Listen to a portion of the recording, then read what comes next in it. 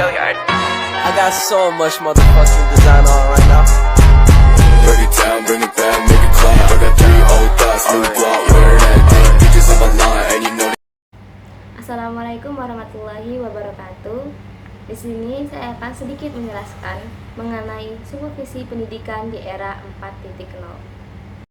Bagaimana merencanakan dan melaksanakan serta melakukan tindak lanjut hasil supervisi akademik, termasuk dalam mengembangkan model instrumen supervisi akademik sebagai upaya untuk meningkatkan kualitas guru.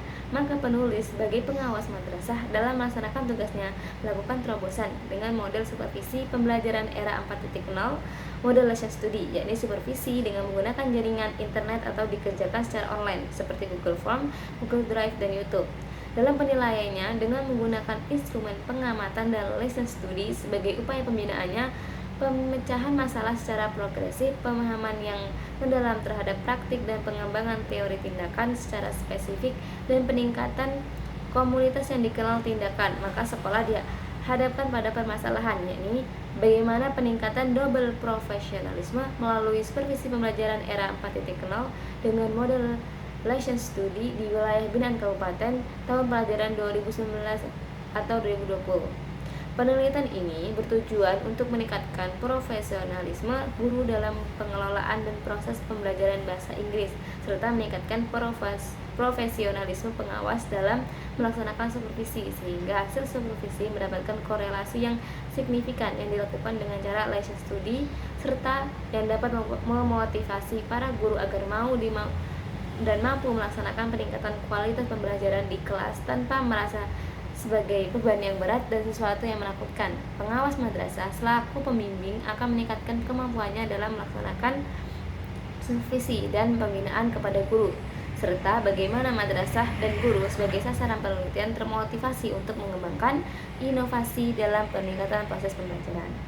Pendidikan era 4.0 merupakan fenomena yang timbul sebagai respon terhadap kebutuhan revolusi industri 4.0, di mana manusia di mesin diselaraskan untuk memperoleh solusi, memecahkan berbagai masalah yang dihadapi, serta menemukan berbagai kemungkinan inovasi baru yang dapat dimanfaatkan bagi perbaikan kehidupan manusia modern. Pelaksanaan program supervisi pembelajaran era 4.0 dari 2 madrasah tersebut di atas masih belum memiliki model pengawasan atau supervisi. Program supervisi pembelajaran 4.0 dengan model lesson study yang dikembangkan jika tidak dikelola dengan baik dan intensif, hasilnya tidak akan mendapat legitimasi baik dari pemerintah maupun masyarakat. Dengan fakta-fakta tersebut, penulis merasa bertanggung jawab untuk membimbing dan mendampingi madrasah yang mengembangkan supervisi pembelajaran 4.0 dengan model lesson study di wilayah binaan untuk memotivasi agar yang dikembangkan untuk tidak macet dan terus berkembang. Oleh sebab itu, penulis menyusun best practice dengan judul Supervisi Pembelajaran Era 4.0 dengan model lesson study untuk meningkatkan double profesionalisme di wilayah binaan. Lesson study merupakan kegiatan bersama antara guru dan pengawas dalam plan dusi untuk meningkatkan profesionalisme baik terdamping maupun pendamping itu sendiri. Untuk optimalisasi kinerja profesionalisme timbal balik, guru yang akan terlibat dalam lesson study melakukan pertama, curah gagasan tentang cara terbaik untuk mengajarkan satu materi pembelajaran. Berdasarkan pengalaman pembelajaran sebelumnya, hasil observasi terhadap siswa-siswa yang akan diajar, petunjuk guru, buku teks, dan sumber-sumber lain.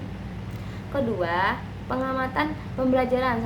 Satu guru berdiri sebagai guru model, sementara pengawas sebagai pengamat yang melakukan pengamatan berdasarkan rencana proses pembelajaran atau RPP yang telah dibuat secara kolaboratif. Yang ketiga, diskusi dan refleksi pembelajaran yang dikaji, guru model dan pengamat berkumpul dan melakukan refleksi, memberi masukan dan tanggapan terhadap pembelajaran yang telah dilaksanakan. Tahapan ini bisa jadi merupakan tahapan terakhir jika peserta menginginkannya, atau jika ingin lanjut maka akan dilakukan perbaikan pembelajaran. Keempat, perbaikan pembelajaran pilihan. Tahapan ini dilakukan karena materi tersebut akan dibelajarkan lagi. Dalam revisi ini diperlihatkan adanya kreasi dan adaptasi RPP yang pembelajarannya telah dilaksanakan.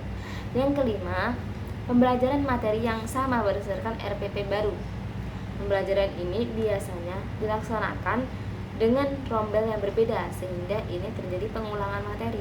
Kalaupun ada itu terjadi pada kelas-kelas yang belum mencapai target pembelajaran yang sudah ditetapkan. Tindakan yang dianggap lebih produktif lagi adalah dengan menyusun RPP baru untuk membelajarkan materi baru. Yang keenam, diskusi dan refleksi. Pembelajaran versi baru kegiatan ini sama dengan kegiatan tahap 3 yang memungkinkan lahirnya gagasan-gagasan baru tentang strategi dan media pembelajaran yang digunakan untuk membelajarkan materi yang sama di lain waktu, merujuk pada langkah-langkah pelaksanaan.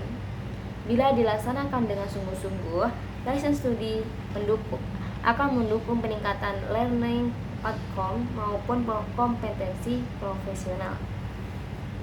Peningkatan mutu pendidikan salah satunya ditentukan oleh kompetensi guru dalam memenuhi standar proses yang di dalamnya melibatkan perwujudan 4 kompetensi guru sebagai satu kesatuan. Lesson study merupakan 2 kegiatan yang mampu menunjang peningkatan proses pembelajaran yang dimulai dari perencanaan dan diakhiri dengan penilaian dan evaluasi.